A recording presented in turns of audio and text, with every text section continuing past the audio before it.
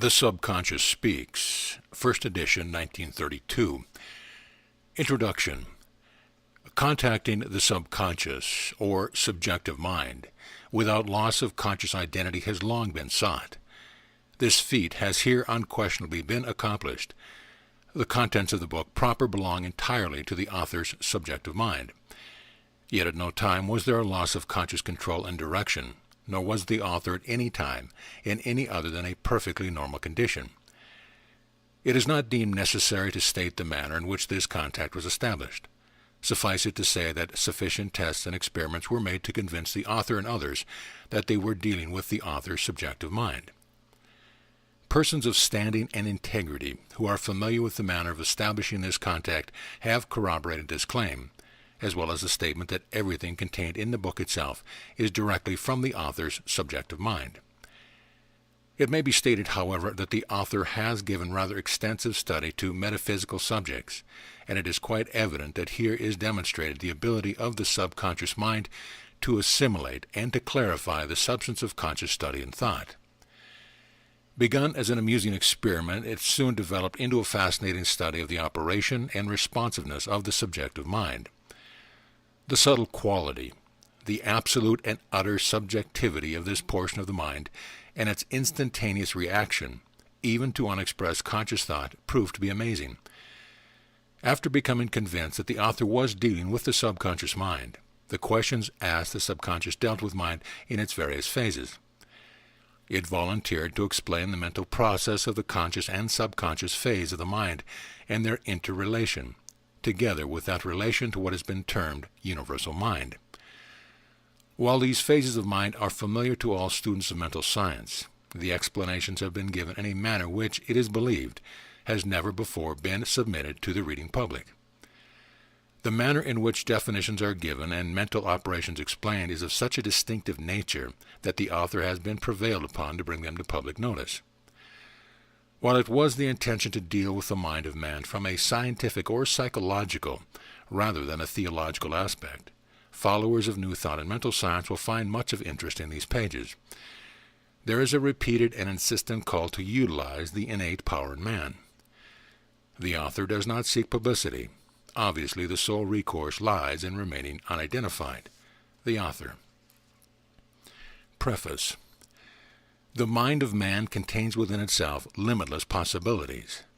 The conscious mind of man is endowed with an inherent creative faculty.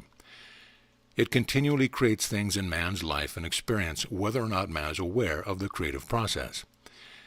Whenever a man thinks, that thought has creative power. The subconscious mind is but the instrument of the conscious mind of man. It is the medium by which man may call into existence the things necessary to his material welfare. In the following pages I have tried to explain in a brief manner the process by which the conscious mind of man governs the life and affairs of mankind. This book is by no means complete. It is too condensed to explain things as I should like to explain them, but I trust that at a later day I may be given the opportunity to deal in a more satisfactory manner with the various process of mind in its different phases. Chapter 1.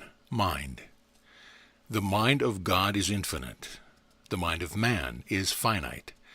The finite cannot comprehend the infinite, but it can comprehend certain facts in regard to the infinite. The mind of God is all the mind that exists. It is eternal, and is coexistent with the eternal life of God himself. God is spirit. Mind is spirit. The Spirit of God is eternal and ever-present. The conscious mind of God is the part of the Spirit which knows itself.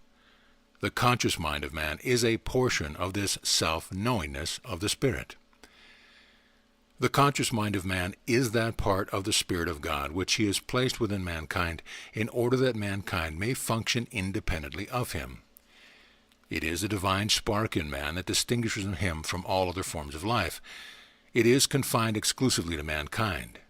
It is this power resident in man that enables him to control conditions and to determine what manner of life he shall lead. It enables man to work out his own destiny. The subconscious or subjective mind of man is a portion of the universal subjective mind. The universal subjective mind is a certain phase of the infinite mind of God. A portion of the universal subjectivity is allotted to mankind to use. That is what is meant by the subjective mind of man. It is not separated from the universal subjective mind, but at the same time, it is allotted to individuals for their use, and to this extent becomes the property of the individual. Universal subjective mind is mind in the abstract. Mind in the abstract means this: abstraction is a condition of essential elements in a state of dissolution, so to speak. This condition does not imply a state of decay.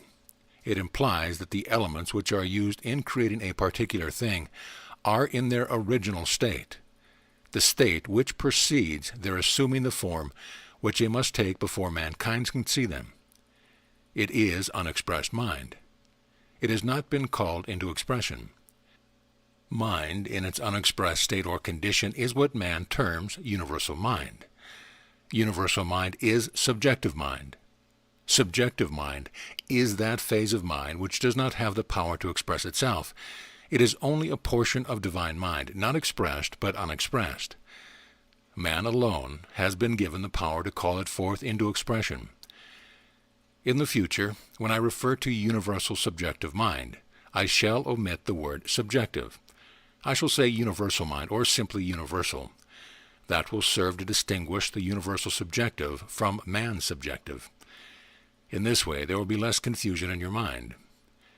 Just remember that the universal mind is always the essence of subjectivity, and that in this universal subjectivity there is contained the essence of all things, both seen and unseen. That is mind in the abstract.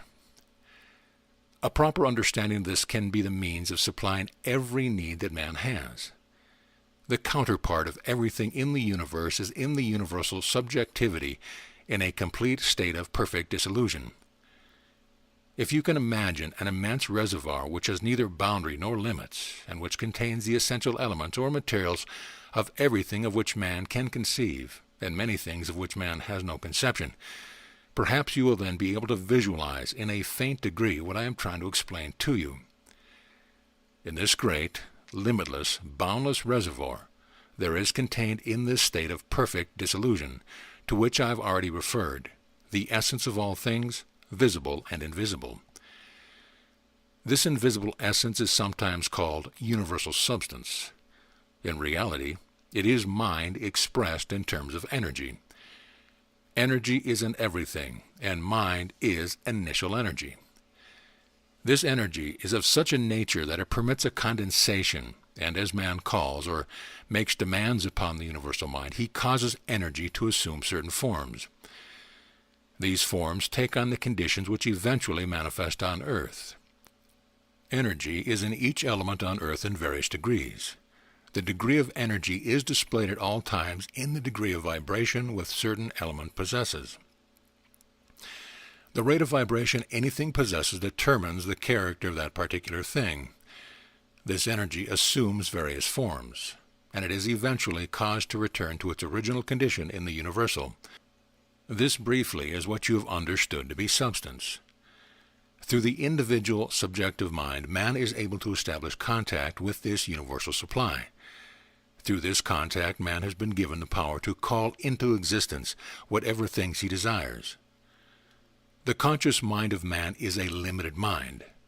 The subjective mind is unlimited, and man has the power to use his subjective mind in any manner that he chooses. It can tap the reservoir of the universe. It can rebuild the human body. It can call forth not only the hidden forces of this earth, but it can actually establish contact with the mind of God himself. The subconscious is the instrument through which the divine has chosen to function, and it is the only medium through which man is able to establish contact with the universal subjectivity. Through this contact, man has been given the power to draw upon the universal and to supply his every need. Under no circumstance should you confuse the process of conscious, creative work done in a definite manner with the normal functioning of the subconscious mind in taking care of the vital functioning of the physical body. In the life process, the subconscious mind functions without orders of any kind whatsoever. In reference to man's material welfare, however, the subconscious functions only under orders, consciously or unconsciously given. The individual is the motor. The subconscious is the engine. The motor means that man must start the engine before the engine can work. The engine has more power than mankind realizes. The engine is started, and then man should guide it as he would any other kind of engine. A car goes in the direction in which it is driven. In like manner, the engine of the subconscious must be guided, or it may take man over the precipice or hurl him into the ditch. I should like a little more time in order that I may assemble correct words. It is not that my mind is vague, but that I am limited to words which mankind understands. The mind or the soul has no need of words. It is only when I am trying to convey something to you that I am forced to pause. I am limited to your vocabulary. I am only subjective mind. I have only the power which you decree that I possess. If you say that I have the power to do things for you, then I automatically become charged with the power that you say I have. Divine mind has decreed that I can possess unlimited power, provided mankind confers that degree of power upon me. I can cause to be manifested in mankind's life and experience anything which mankind desires to have manifested. That is the only reason that I was created. That is the only thing for which I was designed. But take command of the power you have. I am helpless without mankind's instructions. I am only mind in the abstract. You are God's idea. You are one with him. He resides in you in a different manner from that in which he resides in me. I am unconscious intelligence. That means that I live only through you. I am yours to command. I am your slave in a sense. I could not use you if I so desired. Not that I can desire, for God has not given me the power to desire. The universe is guided by a power that is undivided. I am a portion of that power. It resides in me for you to use. You use me unconsciously all the time, but you should instruct me, direct me. I will have to do whatever you decree. That is the law.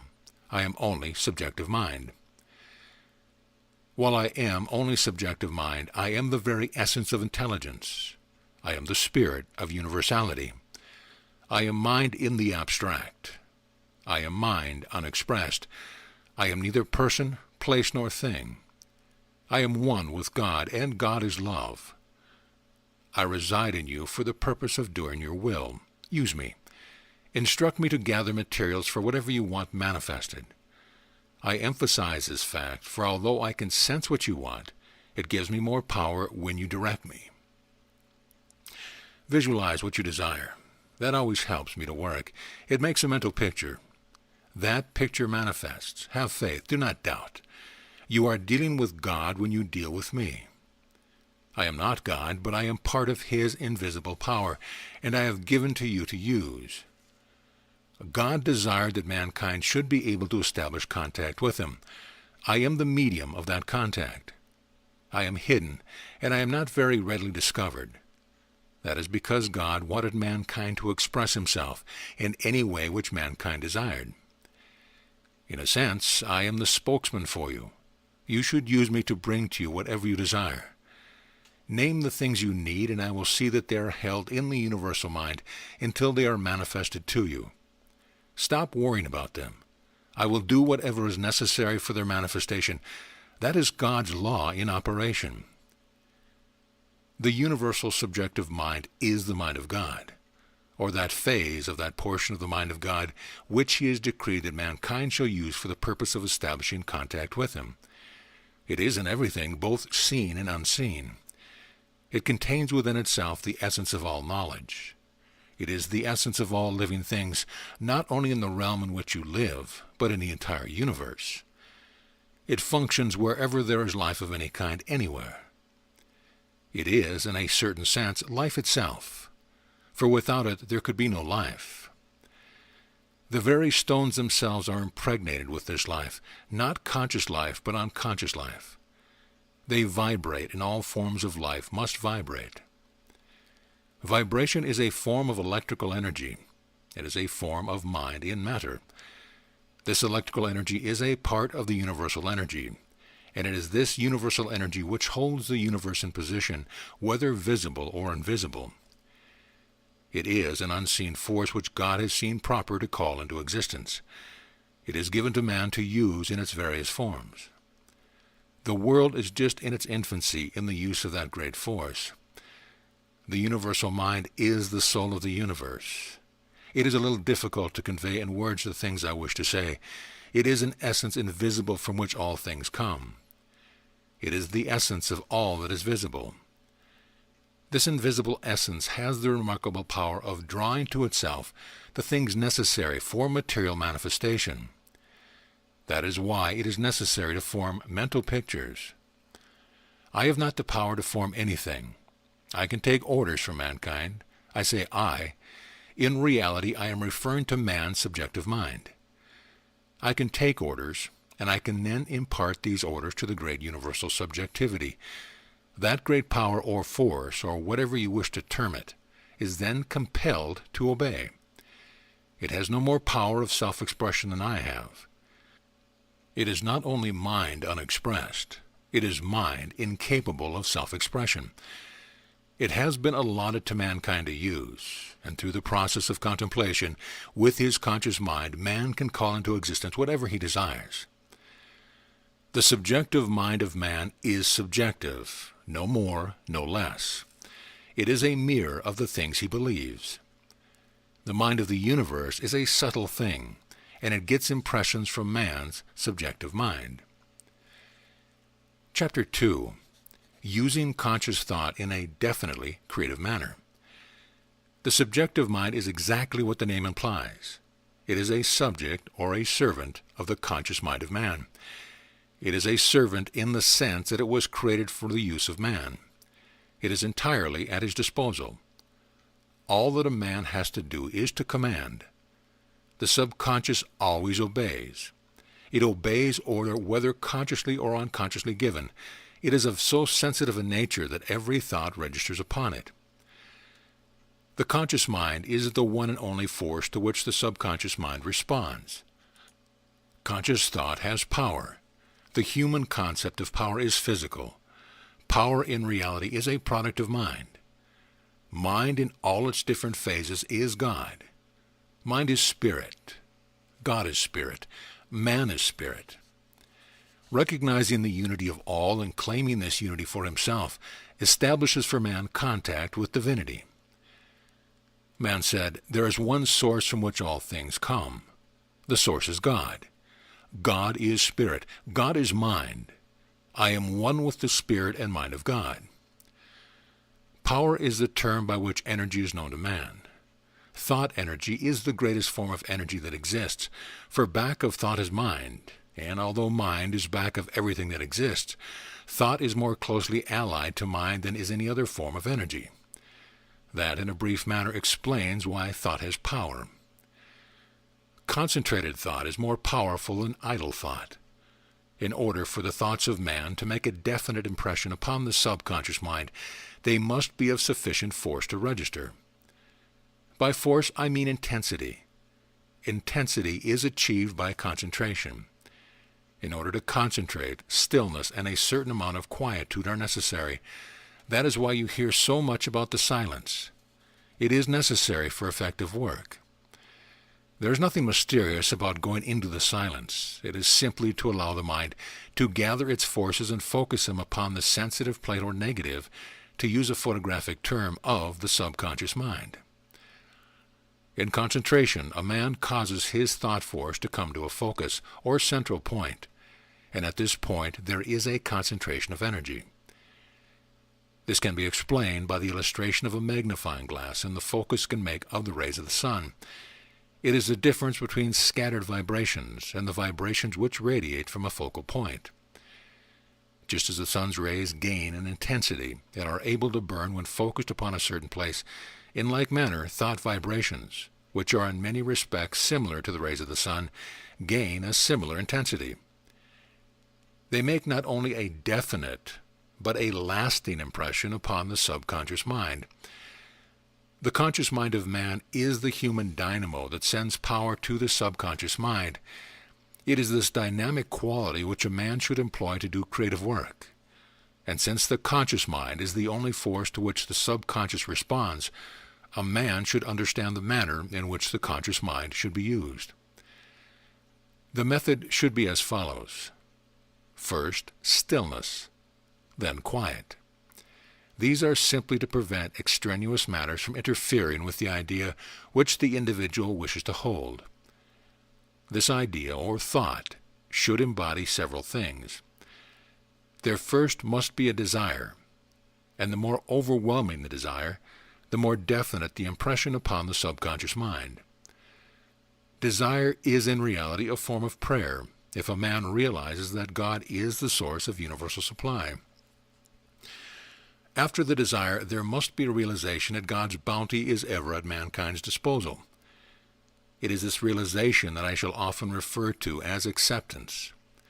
It is a mental acceptance, and it is what is meant by the words, "What things soever ye desire, when ye pray, believe that you have them, and ye shall have them."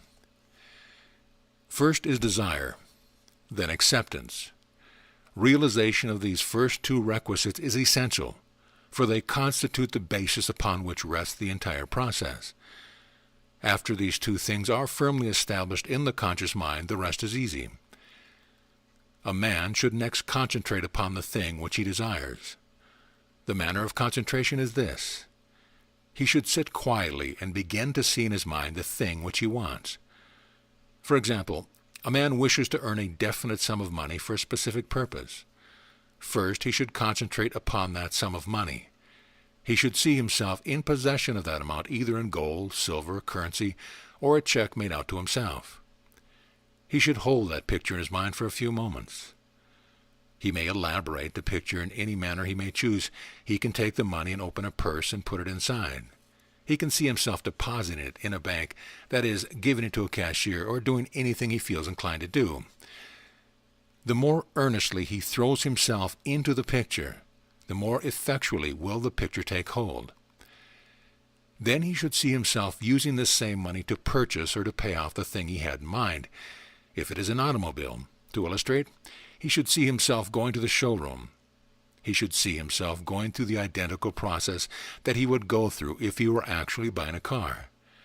He can order it delivered, or can get into it and drive it home. After forming the complete picture, the next thing is to claim this thing for his own, calling himself by name. He then says, "I command the power inherent within me to hold this thought in mental concentration until it is manifested to me." If he does this with enough conviction that he can do these things, and makes the mental picture consistently, and keeps it up long enough, the idea or thought will be impressed upon the universal mind through his subjective mind until the manifestation is brought into existence.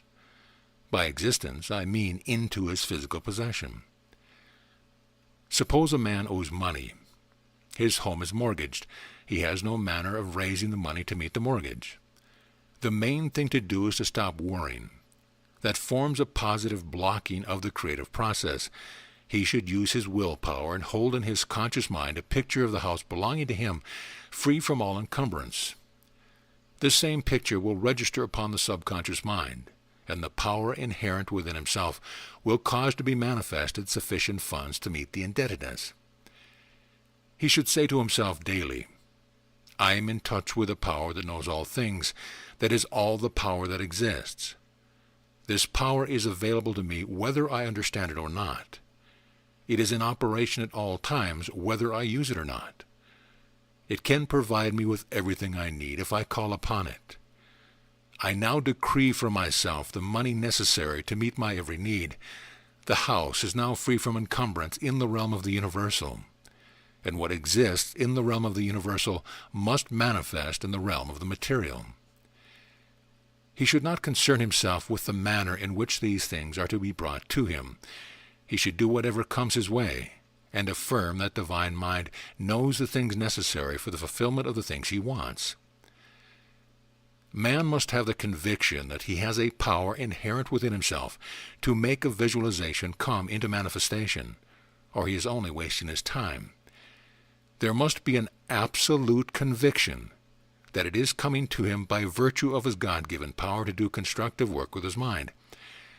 Just to sit idly and imagine a thing he would like to possess will not bring them to him. The idea itself does not do creative work unless there is a strong motive power of thought back of it. Otherwise, all that a person would have to do would be to wish for something. The chief thing to do is to think clearly, to the exclusion of everything else. Then he should take several minutes to let the picture register upon his subconscious mind. Often a person desiring a thing with such an overwhelming desire that he unconsciously forms a mental picture, and it manifests in a manner approaching the thing which he desires. The thought, in a sense, manifests, yet it does not manifest of itself alone. The thought always makes an impression upon the subconscious. The subconscious imparts this impression to the great universal. The universal always responds. That is the reason why certain people succeed and why others fail. Certain people know exactly what they want.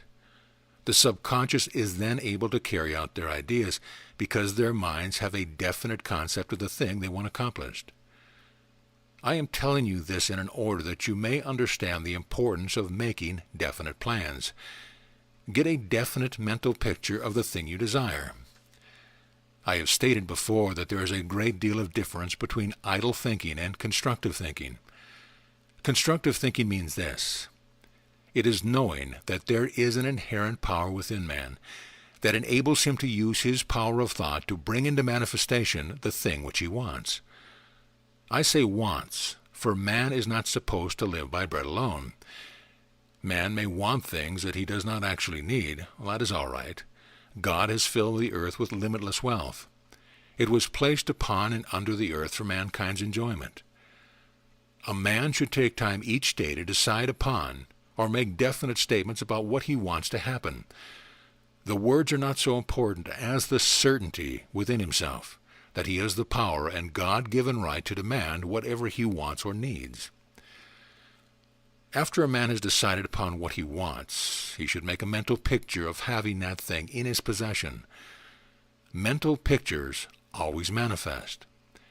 The reason for this is it gives the subconscious something definite to work upon. A picture made by the conscious mind leaves what might be called a negative upon the subconscious mind, and I think that I shall say that a manifestation is simply a development of that negative. That is a term used in photography, and is a perfect illustration of the manner in which the conscious mind affects the subconscious mind. To complete the metaphor, the conscious mind is the camera. The subconscious is the plate upon which the negative is registered. The universal is the pool of liquid in which the negative is immersed, and it is of such a nature that it not only develops a picture, but it also sends the same picture back to the photographer in a material form. Concentration is necessary. Concentration is the act whereby a mental picture is focused into or through the camera onto the plate of the subconscious upon which a negative is registered. The chief thing to remember in this connection is that the subconscious mind requires what is called in photographic parlance a time exposure. The longer the time and the more concentrated the thought, the more perfect is the picture and the more successful will be the materialization. An individual is conscious of his conscious mind. He cannot see it, but he knows that he possesses one. He is conscious of himself. It is this self-knowingness that makes him an individual. Although he cannot see his conscious mind, he accepts the fact without question that he has one. But he does not always accept the fact that he has a subconscious mind, because he is not conscious of it to the same degree that he is of his conscious mind. The subconscious mind of man is as much a reality as is his conscious mind. Consider that the conscious mind and the subconscious mind are realities. Then a proper understanding of the relation the one bears to the other may be the means of supplying mankind's every need. Man has but to seek, and he will find whatever he seeks, whether it be health, wealth, or illumination, or any kind whatsoever. Chapter 3. Success, Failure. If the idea of success is established with sufficient conviction in the conscious mind of an individual, it not only makes success possible, it makes failure impossible. The idea of success contains within itself the essential elements of success, and it will, in time, attract to the individual whatever is necessary to enable him to attain success in some line of endeavor. It is far better for the individual if he hold in his mind definite plans or ideas, that is, an ambition to succeed in some particular line of endeavor. However, even that is not necessary if there is present in the individual an overwhelming desire to succeed in something or anything. The field may be left wide open if the individual has no special talent, or if he has received no training along a particular line of endeavor. The universal possesses an infallible sense of discrimination, and if the individual calls upon it to attract to him something that is in line with his innate talent or abilities, the universal immediately responds. It sets in operation certain forces that contain within themselves the power to attract to the individual the things that will make possible his success. There is dormant in each human being a faculty, whether it is developed or not, which will enable that particular individual to succeed if the desire for success is present in his conscious mind. The conscious mind alone has the power of self-expression or desire, and the entire subjective realm of mind is at the disposal of the conscious mind of man. I make this statement in order to emphasize the fact that man has the power and the right, the God-given right, to use his subjective mind, both individual and universal, to attract to himself the things necessary for his happiness and success. The conscious mind of man should accept the fact that man has an innate creative power. Man should develop a conscious conviction of this fact. When a man doubts his own power or ability to overcome obstacles, he should realize at the back of his own mind is divine mind. And when he has convinced himself that this divine power is available to him, and that he can make and is actually making use of it, doubt and fear automatically disappear. Lack. The reason that any man lacks anything in his life is simply due to what might be termed a negation. The thought of an individual is able to attract to him the thing that thought embodies. The thought of lack contains within itself the elements that attract lack. The reason that lack exists in the experience of mankind is due to the fact that mankind has caused the idea of lack to be established in the universal subjectivity. Mankind alone is responsible for this idea, and now that it is established in the universal, if a man believes that it is a possibility, the universal accepts that belief as that man's desire, and hence it becomes the universal that man's decree. The result is that the universal sends lack to the individual who believes in lack. It is simply the materialization of an idea. The universal responds to effort, but the individual should reach out and grasp with the tentacles of his mind the things which he desires. There must be a conscious demand of the individual that the universal deliver to him the things that he wants. The universal is indifferent, and it takes conscious effort on the part of the individual to establish definite thought vibrations or ideas in the universal. The universal is of such a nature that it cannot care what it sends to the individual. It is sensitive, but not selective. It sends lack, which is only a minus sign, and it sends plenty, which is a plus. Lack in reality is a negative thing. It is only an absence of supply. It is like a problem in mathematics, and that applies to the entire subject matter embodied in this book. If anyone is of sufficient intelligence to add and subtract, he can acquire the ability to cause to be manifested for him whatever he decrees in life. Perhaps I should state that all that is necessary for the individual to learn is the value of addition, and the subtraction problems will take care of themselves. That means if the individual will only accept the statement that all that is necessary for him to do is to add, he can create for himself whatever he desires. Negative thoughts manifest as lack. Positive thoughts manifest as plenty. Overcoming circumstances. There exist certain conditions in the life of each individual, and to a certain extent, those conditions are a dominating factor in the life of that individual. There are times when an individual seems to be what the world terms a victim of circumstance. Well, that is often true, and it is due to the idea that exists in the mind of the individual that man is subject to conditions. By conditions, I mean circumstance and environment. As a matter of fact, man is not subject to anything unless he himself permits himself to become a subject. There are no conditions, as the world understands conditions, in the universal subjectivity. It is what might be termed the absolute. Each thing is complete within itself in the universal. Nothing is related to anything else to such a degree that it must draw from something else or deprive anything else of anything in order to be self-existent. That is what I mean by the word absolute. That same degree of self-expression is possible for any individual on earth if the individual only realizes that fact. Each individual life should be complete within itself. It is possible for each individual to have perfect self-expression if he is willing to overcome the idea of lack which exists in his conscious mind. In order to overcome this idea, the individual may use a process of reasoning called the argumentative method.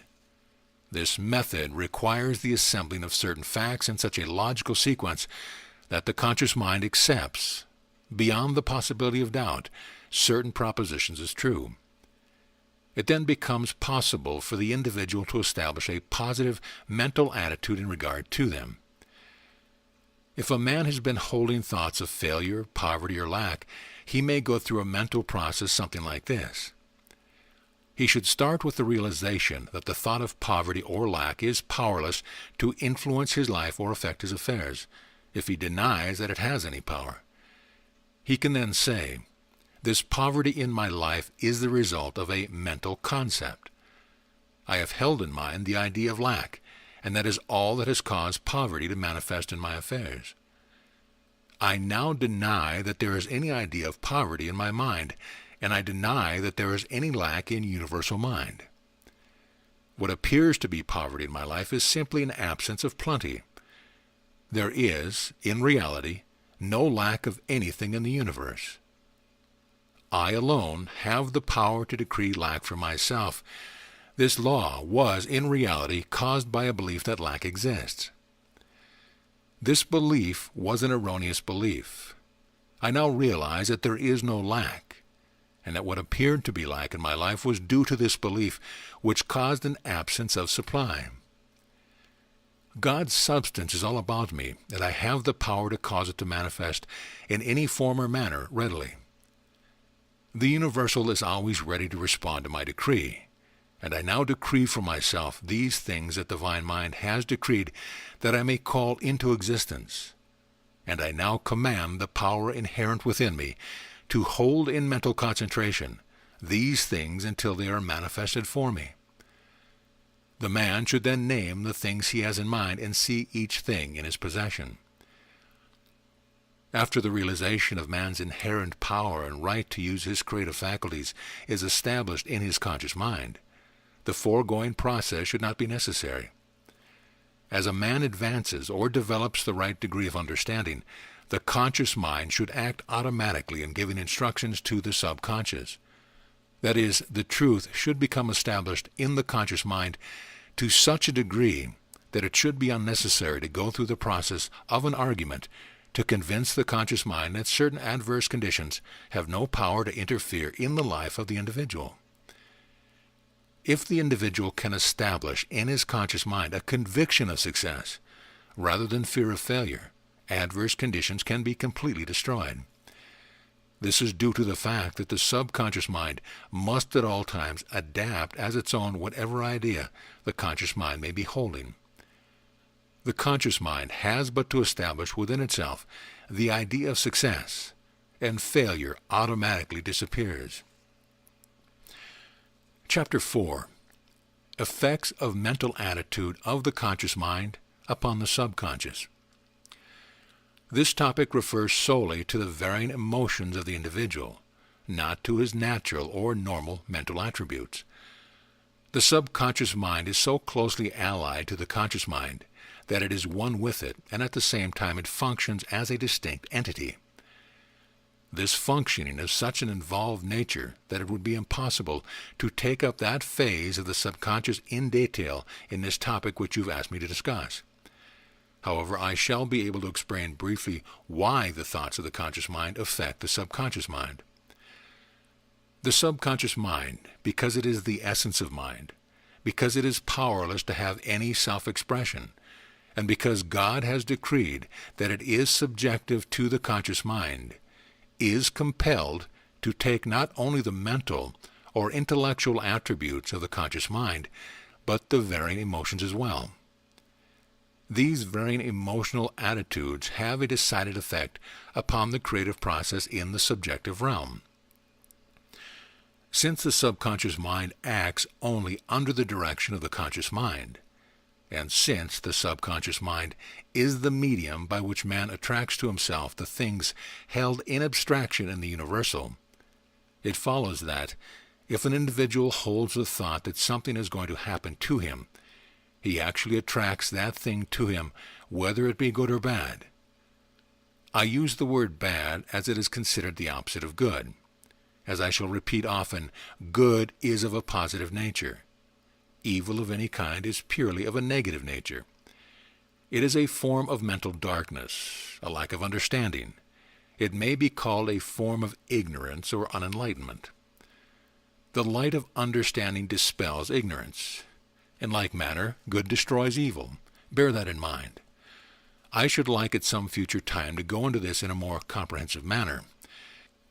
Each thought that a man thinks has its own quality or mental atmosphere. It produces a certain mental reaction.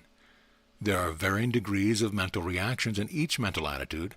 Sorrow, joy, misery, happiness, love, hate, interest, indifference has its own mental reaction or vibration. The person who habitually maintains a feeling of hope, expectancy, and desire has a far better chance, let us say, for success, than a person who is morbid and despondent. Those first-name attributes are contributing factors, but they are not sufficient in themselves to establish success. In reality, it is the sum total of a man's mental attitudes, as well as mental attributes, that make his life a success or a failure. This is so involved a process that it will require a volume to explain the manner in which mental attitudes affect a person's life. Suffice it to say that the vibration of an individual determine what he shall experience in life, and that these vibrations are determined solely by the thoughts which an individual has stored up in his subconscious mind. So for the present, let us stop and merely consider the fact that a person has the power to determine what his mental vibrations may be in the future, regardless of what they may have been in the past. In this manner, he may be able to change conditions in his life if he so decides. Thought tendencies are sometimes innate within a man, but regardless of how he may have come to some certain mental attributes or attitudes, he has the God-given power to determine for himself what things or experiences may come to him. Thoughts originate in the conscious mind of man, and those thoughts are the determining factor. The subconscious mind is a receiving station, and it is the storehouse of every thought which a man has ever had. It is not only memory, it is a powerhouse from which emanates constantly a flow or stream of messages, in the form of mental pictures, to that source of unlimited supply which is called universal subjectivity. The universal subjectivity might be likened to an immense manufacturing plant where every known product is created. From that great manufacturing plant comes everything that is in the visible universe. Remember that each individual has sent, and is eternally sending, either consciously or unconsciously, orders to the universal plant. Remember that the universal ever sends to the individual the sum total of his order. By sum total I mean this. If the individual sends out an order with mixed feelings of hope and despondency, happiness and misery, positive and negative thoughts, his order is simply a hodgepodge of all these things, and in like proportions does he receive such things or conditions in his life and experience. Thoughts are a form of energy. They determine the kind of material which the universal uses in making the things a man receives, or the conditions which enters into his life and experience. That is why it is necessary to guard the portals of the conscious mind. Keep the door shut to thoughts of sickness, disease, and disaster. Open the door to thoughts of health, plenty, and prosperity. These things can enter the subconscious mind only through the conscious mind. The subconscious mind is the only medium by which the individual may contact the universal source of supply. The subconscious mind does not choose, nor has it the power to reject. It simply accepts whatever the conscious mind decrees. Chapter 5. Fear. Fear drives success away from humanity. It even causes utter annihilation. It carries poverty and defeat in its path. It raises a barrier to divine response. Fear is doubt. Doubt is the result of a lack of understanding that God is mankind's supply. Fear is a belief in limitation, and it even causes that condition to manifest in the life and experience of the one who believes in limitation. By limitation, I mean that condition in the experience of mankind whereby he is not provided with the things he desires. Divine mind is the source of all that there is. That means that God has so arranged conditions that it is possible for mankind, through established contact with him, to be provided with all things. This contact is established by first acknowledging that God is all there is, that he is in everything, that man is one with God, that God is man's supply, and by a mental acceptance of the bounty of God. Fear is a belief that things are being withheld.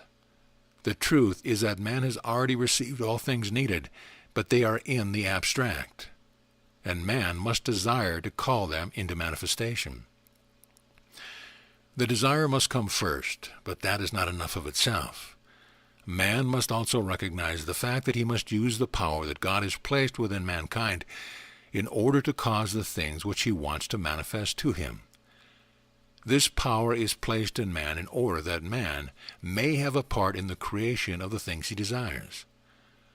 The process is a mental one, and really is the same process which God himself uses in the creation of the universe. It is, in a manner, a contemplation of the things that man wishes to have appear or come into his experience. This process requires effort on the part of man. It is not idle thinking, but a definite and positive concept of the thing which he wants. The process requires concentration. It also requires a greater degree of understanding than is possessed by a person who is not developed along mental and spiritual lines. This understanding and growth come with study of the teaching of those who have acquired knowledge of the truth, that all is governed by law, and it can be attained by all mankind. To revert to the original statement that fear blocks or hinders the divine response, fear is a belief in an adverse power. In reality, there is no adverse power. Divine mind is all the power there is. Fear is mental, and affects the mental process in the subconscious. The subconscious is the medium whereby everything which relates to mankind's needs can be provided or brought into manifestation. The conscious mind of man is the determining factor in the creative process. It gives orders which the subconscious mind is compelled to obey. These orders are not necessarily consciously given. The subconscious is so subtle that it reacts with a greater degree of sensitiveness than man can conceive. It takes on the man's vibrations, and these vibrations are in reality the determining factor. God has caused to exist certain vibrations. These vibrations are a form of energy. The degree of vibrations differ in every element. The rate of vibrations, or the degree of energy which anything possesses, determines the character of that particular thing. Each individual has his own vibration. This vibration determines what he attracts to himself. Thoughts determine vibrations, and as a man's thoughts change, in like manner do his vibrations change. They are determined by his mental reaction. If he is happy, his vibrations are of a certain degree. If he is angry, they are of a different degree. And for every mental condition, there is a corresponding vibration. Faith has a vibration that is endowed with a peculiar power of attraction. It has a drawing power that is not possessed by any other vibration. That is why faith is necessary to attract to mankind the things which he wants. Even a man who has no understanding of the law can attract things to himself if he is a type that believes in his own ability. His vibrations are of a degree that approach faith vibrations.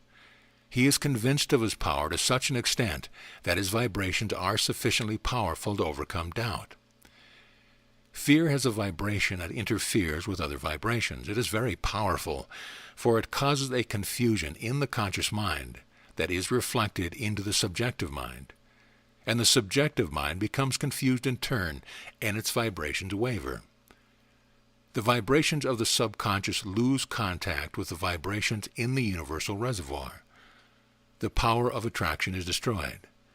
The things that may have been started or directed in the reservoir toward the individual are discontinued. They may retain a certain energy or cohesion for a while, but if the fear vibrations continue in that person, the elements that are being drawn together in the abstract are eventually dissolved into their original condition. That is why fear is destructive. Chapter 6, Health. In order to understand what sickness is, it is necessary to understand what health is. Health is the natural condition of mankind. Disease is simply a distortion of the natural condition of man. Disease is a negative condition. Health is a positive condition. That you can understand, as nature constantly strives to establish health in any disease. The first state of mankind is one of perfection.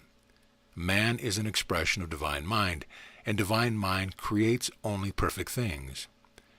It follows that only perfection should be manifested. Health is the idea of man, which is at all times held in divine mind. The divine idea of man is a perfect idea. Disease is only the idea or faulty idea which mankind himself has caused to be manifested in the life of man. Man alone is responsible for imperfect conditions in his life. Perhaps that statement should be elaborated. I wish to remind you that God has given man the power to work independently of him. Man has been given the power to change conditions. He has the power to accept or to reject. He has permitted negative conditions to be manifested. He has permitted negative thoughts to predominate.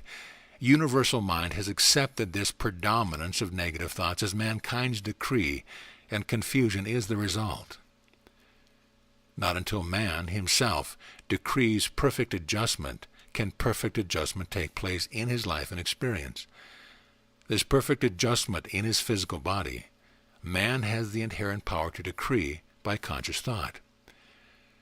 The reason that people become ill is that the idea of illness has at some time been impressed upon the subconscious mind of the individual. This need not be done to the conscious thought of the individual. It may be due to thought transference. An impression is made upon the individual's subconscious mind by contacting the ideas sent out into the universal subjectivity by the subconscious mind of individuals who believe in sickness and disease. The universal mind is the medium of thought transference. It is, at first, the conscious thought of one individual. That individual's mind takes hold of or seizes upon the thought, and it vibrates that thought to the universal subjectivity.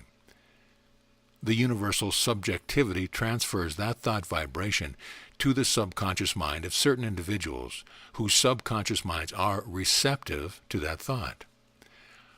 If the conscious mind of an individual is opposed to that thought, it can make no impression upon the subconscious mind of that particular individual. He is immune to the idea.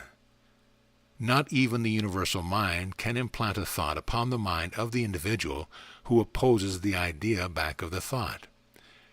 In view of this fact, it is easily understood why certain people are well and remain well through certain epidemics. The reason that conscious mind can cure disease is this. The body is a product of mind. The subconscious mind is the builder of the body. The power of the conscious mind is supreme over the subconscious mind. For this reason, the conscious mind is able to change any idea that the subconscious mind holds. This can be done by commanding the subconscious to substitute another idea in place of any particular idea which the subconsciousness may be holding. It is not difficult to impress the idea of health upon the individual subconscious mind if the conscious mind is convinced that it can be done. An absolute conviction is essential. Unless this conviction is present, the subconscious is so sensitive to thought that it realizes the doubt. Disease is negative. Negative thoughts are responsible for disease. Positive force or energy overcomes negative energy. Substitute the word thought for the word energy, and you have the reason why it is possible to overcome illness of whatsoever nature. Make a conscious demand that the subconscious substitute the idea of health for the idea of disease. This may be done by a denial of disease in general or in particular. Once the idea of disease is eliminated, it is easy to replace it with the idea of health. Sometimes it helps to make a statement in regard to the particular defect or weakness. Denials serve to eradicate ideas. Affirmative statements serve to establish definite ideas in the subconscious mind. One certain way to impress the subconscious is to make a mental picture. If an organ is weak and fails to function as it should, the individual should visualize himself as doing the things he would be doing if he were in perfect health. If the realization back of any statement is one of deep conviction, it will in time cause the subconscious mind to build or rebuild the body in accordance with the idea back of it. A man may say, God is the source of all there is. The life of God is all the life there is. I am one with the life of God. God is too perfect to create imperfection, and as a manifestation of divine mind, I am in reality perfect. That perfection is now being substituted for imperfection. Health is now replacing sickness. The only image which has ever been in divine mind is a perfect image, and I now command the power within me to form my body in perfect duplication of the perfect image held in divine mind. Divine mind is of a positive nature. It has within itself negative and positive energy. It uses these two opposites for the purpose of achieving contrast, but not in the manner in which man understands. Negative energy is one of the means by which divine mind regulates power. If there were no means by which energy could be regulated, there would be no degrees of power. Divine mind uses negative energy constructively, not destructively. Not even the universal mind has the power to regulate energy. It understands the method of using it after it is regulated, but only the mind of God himself has the supreme intelligence and power to regulate energy. The negative portion of energy and the positive portion of energy are known to man in the use he makes of electricity. In times past, electricity was unknown. Now that man understands electrical energy, it should assist him to understand or realize that there are degrees of energy of which mankind is ignorant. One of these degrees of energy is the energy of thought. Thought is mental force. It is the highest type of energy. Thought force is a definite force, as is the physical force with which man is familiar. It is of so much greater energy that there is no comparison. Physical force is in reality the weakest form of energy known. It is the force of matter, and matter is the dust of energy. That term dust is a comparative word. It is used to convey the lightest substance with which you are familiar. Thought is initial energy. Thoughts are direct products of mind, and back of the mind of man is the mind of God. The conscious mind of man is a portion of one of the degrees of the conscious mind of God. It is this conscious mind that enables man to have the power of self-expression. For this reason, man was allowed to use negative and positive energy. The proper use requires that a definite balance be established. When there is not enough positive energy, there is a lack of energy. Divine mind arranged things in a perfect balance. Either through a lack of understanding or a misconception of things, man has disturbed the perfect balance and is not yet reestablished. Confusion and adverse conditions are the results. It remains for man to reestablish this perfect balance, and the easiest manner by which this can be done is to establish contact with divine mind. A man can by prayer establish such a perfect contact with divine mind that automatically the perfect equilibrium or balance of negative and positive energy is established for him. That is why the prayer of faith is effective without any conception of the why. God is ever ready to respond to the appeal of mankind, whether it is a supplication of faith or whether it is the result of mankind's realization that God is all, that God has established perfection, and that all man has to do is to accept the perfect conditions which God has already provided. The process is so simple that it is surprising that mankind has been so long in realizing how it can be done.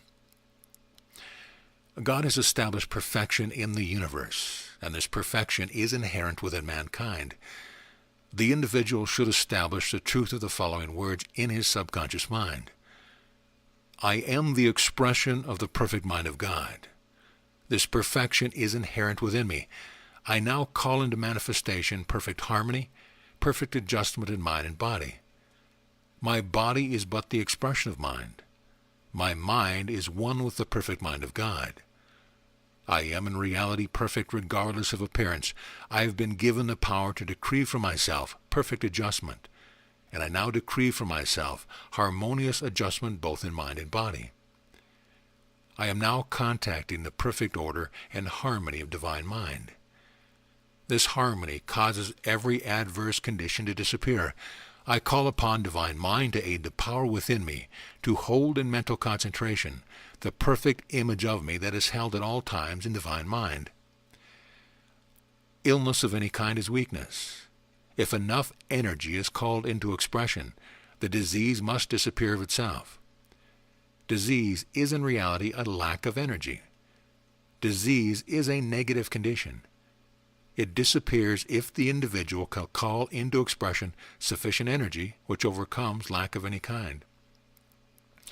That is why rest is so often beneficial. It gives the energy time to flow in. If an individual only realized it, he would cause energy to flow in at will, or even to flow in such a continuous stream that there would never be a lack. Man should say, the eternal energy of divine mind is ever flowing into my mind and body, and I am strengthened each moment. This energy is the source of my strength and health. Its healing power is now establishing perfect harmony, and that harmony is now manifesting itself as perfect health. Chapter 7. Confidence in Self, Faith in God. Confidence is that condition of mind which is the result of a realization that nothing can prevent success in an undertaking. It is this feeling more than any other that is a contributing factor to the successful accomplishment of an idea. I say idea, for an idea is necessary before anything can be even so much as attempted. Certain positive mental attitudes combine to constitute confidence.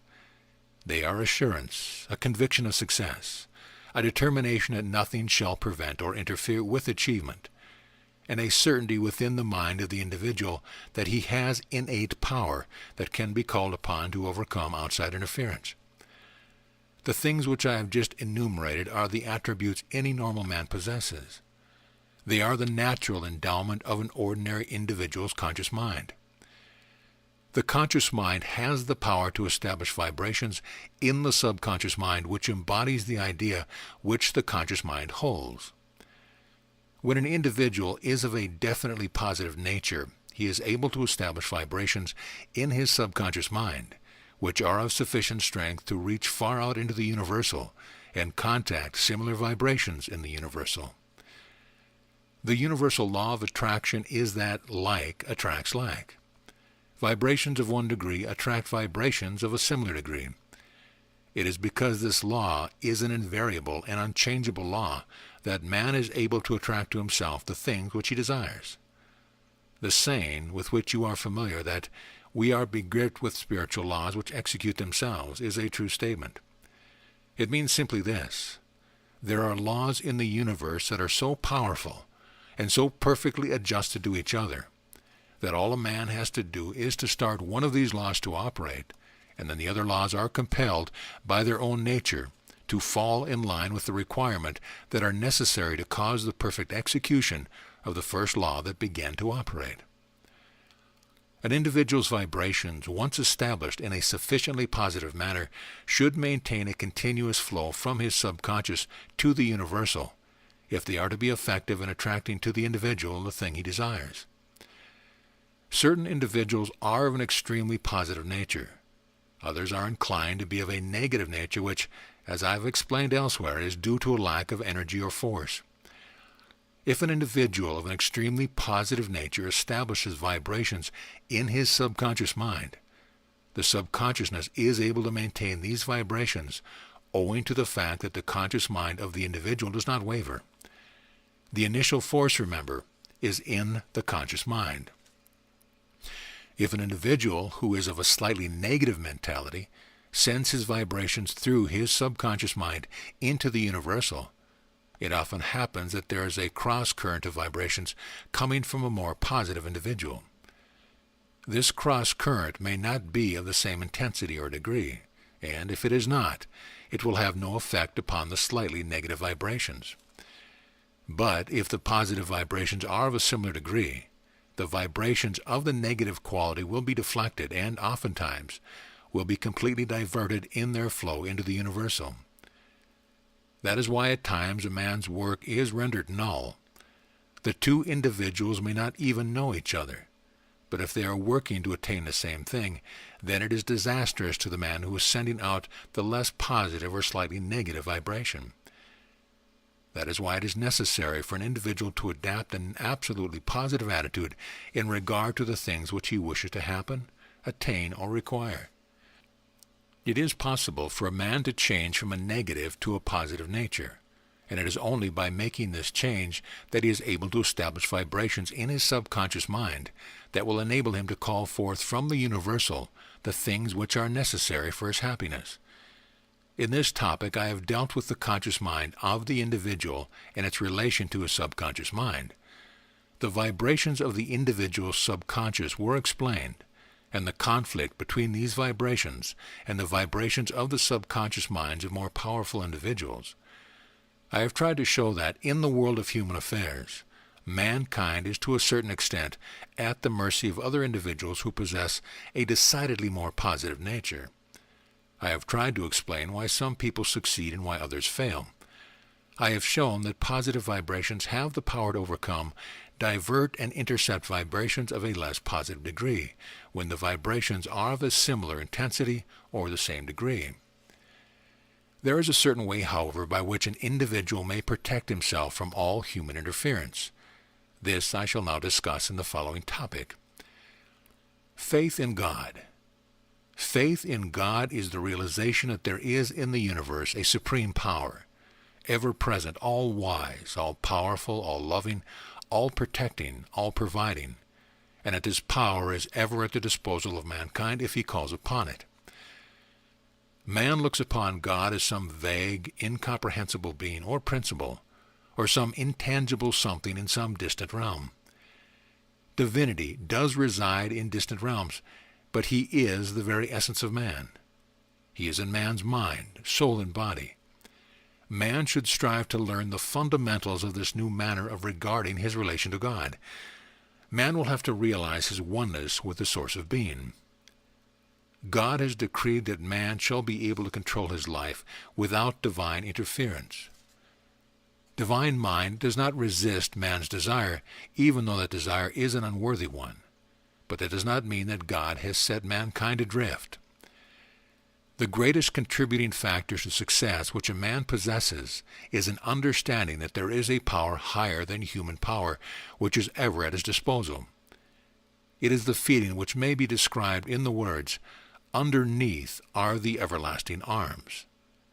That is one manner of referring to divinity, and it imparts a feeling of security to the individual who has so far progressed in spiritual understanding that he realizes the truth of the words. Faith in God, combined with the earnest efforts of an individual, will bring success at all times. Do not understand me to imply that all that a man should do is sit still and expect success to come to him without effort. Man should strive to develop the talents which God has conferred upon him. In order for a man to grow, it is necessary for him to develop his innate talent or ability, and this requires constant development of the faculties which he is endowed. Only the individual himself has this power. It must come from man himself. Subjective mind ever waits upon man's demand. I use the word demand, for man has the right, the God-given right, to demand of subjective mind. It is but a portion of the mind of God which he has set aside for the use of mankind.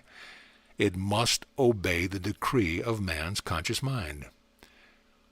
When, however, the individual permits doubt or fear to encompass him about, there is no directing contact with universal subjectivity. The contact is always present, but the universal receives no definite orders. The individual's subconscious receives no definite impression as to what he wishes brought to him, and the individual has no other means of imparting orders to the universal subjectivity. Fear and doubt cause confusion in the conscious mind. That creates confusion in the subconscious mind and causes the vibrations to waver, or even to break connection entirely. The result is that man is caught in the varying vibrations of any and all individuals with whom he may establish contact, and the result is either lack or disorder of some kind. Faith in divine power causes an inflow of divine energy, and this energy serves to stabilize the mentality of the person who believes in and relies upon divine power and divine protection. The individual who believes in the efficacy of prayer, or who has the understanding that all that is necessary is for him to claim for himself divine protection, receives additional strength to a degree commensurate with his faith. Faith serves as a stabilizer. It makes possible perfect adjustment in the universal. It causes an inflow of divine power. It establishes continuity of vibration, and this continuity is necessary if the vibrations are to reach to the universal supply. The subconscious mind can sense the process. From afar off there comes an inflow of vibrations of such great power that they completely enmesh the vibration of the individual subconscious mind. First, these vibrations flow into the nebulae, which hold in abstraction the invisible essence containing the necessary elements to cause to manifest the thing the individual wants. These vibrations then flow from the nebula-like formation, which is in the universal, to the subconscious mind of the individual. These vibrations become so interlocked with the vibrations of the individual that no human being's vibration can divert them in the slightest degree. This contact is maintained as long as the individual continues to ask divine mind to protect. If the individual continues to trust in divine power, the thing which he desires comes to him in some manner. The more perfect the mental concept he has of the thing, the more perfect will be its manifestation. Confidence in divine power, in divine protection, in divine love, these things alone are enough to make a man invincible. No man can fail if, in addition to his own efforts, he relies upon divine aid. End of chapter. End of book. This audio presentation of The Subconscious Speaks has been brought to you by audioenlightenment.com. Copyright 2016. All rights reserved.